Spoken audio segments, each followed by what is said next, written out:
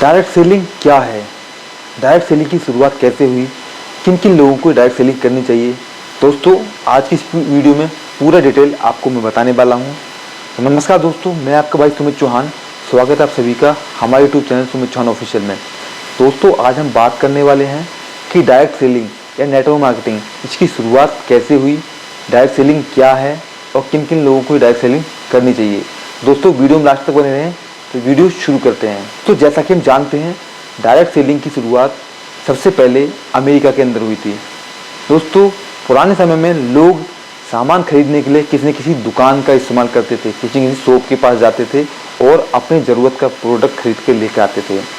उसके बाद ज़माना चेंज हुआ, उसके बाद एक फ्रेंचाइजी मॉडल आया।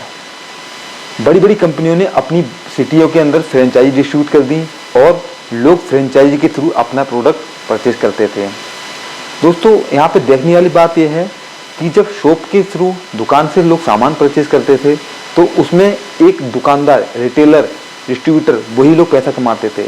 उसके बाद फ्रेंचाइजी मॉडल आया, उसमें भी कुछ लिमिटेड लोग ही पैसे कमा पाते थे।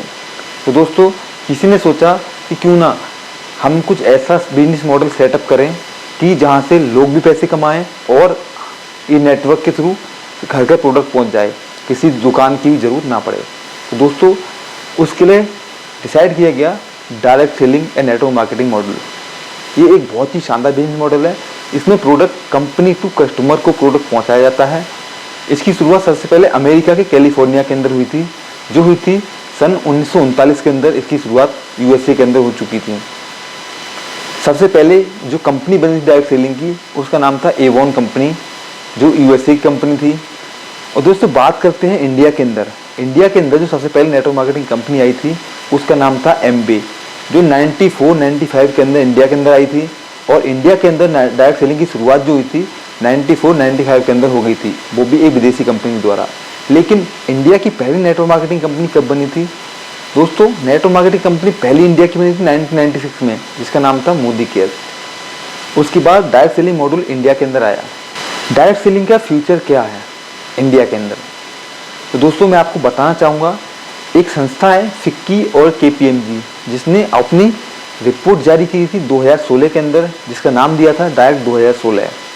उस रिपोर्ट के अंदर उन्होंने बताया था कि इंडिया के अंदर डायरेक्ट सेलिंग का जो टर्नओवर है, डायरेक्ट सेलिंग सन 2025 के अंदर 1 ईयर का टर्नओवर जो रहेगा उसका 64,500 करोड़ रुपए का एनुअल टर्नओवर करेगी।